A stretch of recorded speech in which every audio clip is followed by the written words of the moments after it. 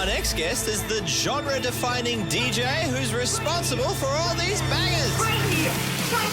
Eat, sleep, rave, repeat. I have to praise you like a Please welcome to the show, Fatboy Slim. Now, look, before we say hello, we were having the discussion off the air how we should address this man. Yes. Is it the Fat Boy? Is it Mr. Slim? Do we go by Norman? I think it's a full name, full What do title. we call you? My friends call me Norm. So we'll go with Fat Boy. Fat Boy Slim is. Hey, you'll raise the charts, aren't you? Oh, Joff, Nobby, whatever you like. I like Nobby. Let's roll with Nobby. All right, we're going with Nobby. Let's go with Nobby. Mate, first up, congratulations on your years of success. You are absolutely bloody killing it. Thank you. Do you know it's now officially, now it's in the new year, it's 40 years since I quit my day job and ran off to join the circus. And when And you what was quit your your day day, job? yeah, what was it? Working in a record shop. So it's So it always wasn't- music.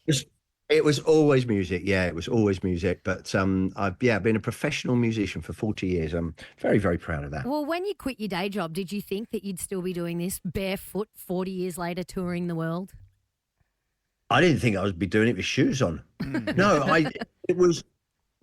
had always been my dream since I was very young. Always been my dream to do this. I was under no illusions that I'd be able to do it once, let alone repeatedly, and let alone for 40 years. So everything beyond the first appearance on Top of the Pops has just been a bonus.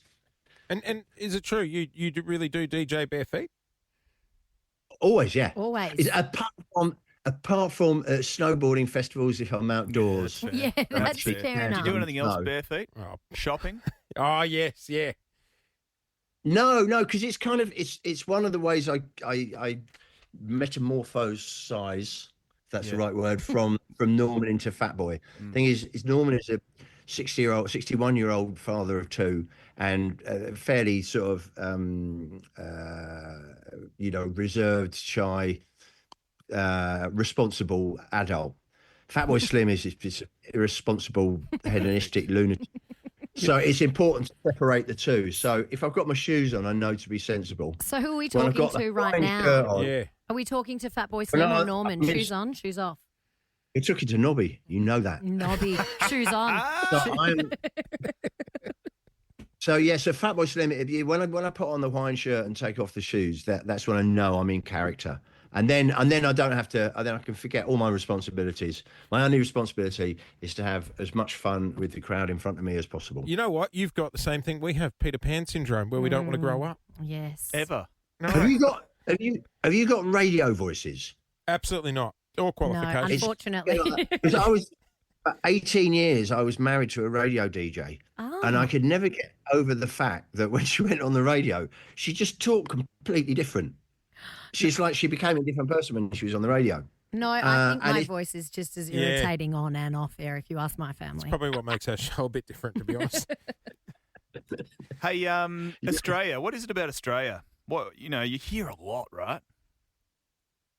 I just love Australians, really. I mean, the country's quite beautiful. You got some nice beaches and that, but it's the Aussies that really turn me on. We're very, very similar. I mean, obviously we're from the same lineage and speak the same language, pretty much the same. But beyond that, we seem to connect in terms of abandon, in terms of sense of humour. Yeah. I just feel a great affinity with Aussies, and they get me more than some countries. We were having a similar chat with Robbie Williams at the end of last year. It's like I think we get the Brits' humour, Yeah. and the because whenever we have a US guest on, they'll sort of be a little bit shocked, like, "Oh, you guys can say that on the radio," or they don't know if we're taking the piss, or Yeah. So it works the other way around in some countries. Some countries they just don't get my. But it's not just about whether somebody laughs at your jokes. It's like, are we fundamentally communicating here? yeah. And this is when I'm on stage. So it's not a verbal thing, but there's a connection. And what my whole job is to connect people through music, and I find Aussies very easy to connect with. We're on the air with Fat Boy. You laugh at my joke.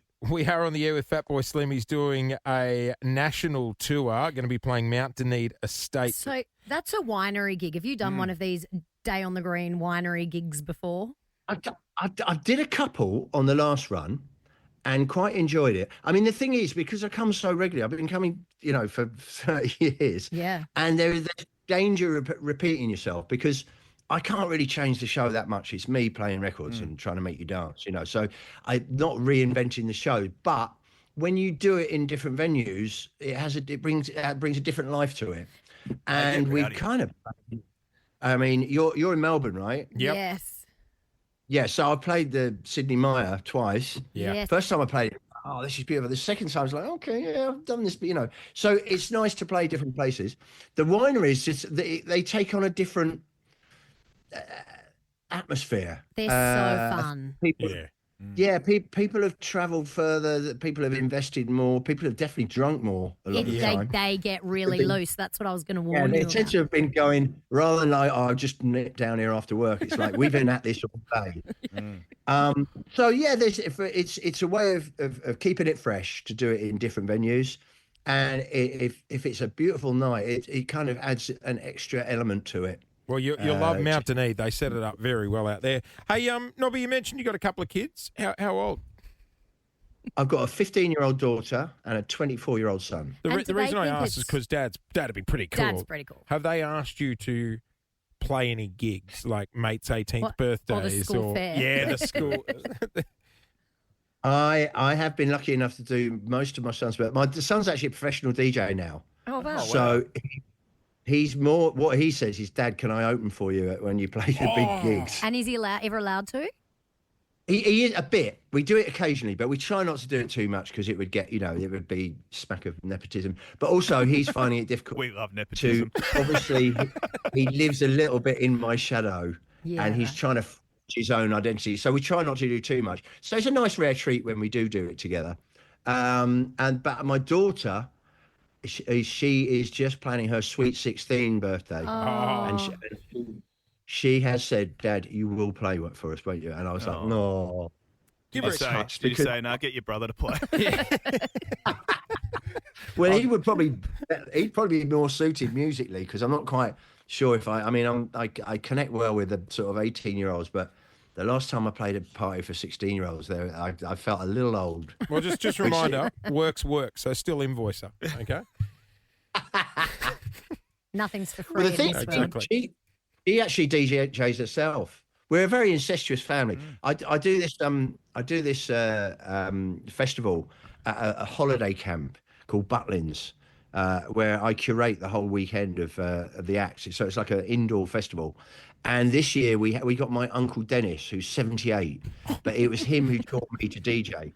So he went back to back to back with me and my son. So we had 3 generations of Oh cooks my playing God, back. how good. That's pretty cool. You know what I mean? Like, not many people would get to experience that. Who pulls up stumps first? Him or your son? Sorry, who? Who pulls up stumps first? Who lasts longer partying through the night? Him or your son? My son goes on for days. Good on him. He's an animal. I wonder where he gets I it was from. 20 again. Oh, What's his DJ name? The apple don't fall far from the tree. Yeah, what's your son's DJ name? Woody Cook. Woody Cook. There you go. He's actual Woody Cook. name. If you ever get a chance to see him, he's very entertaining.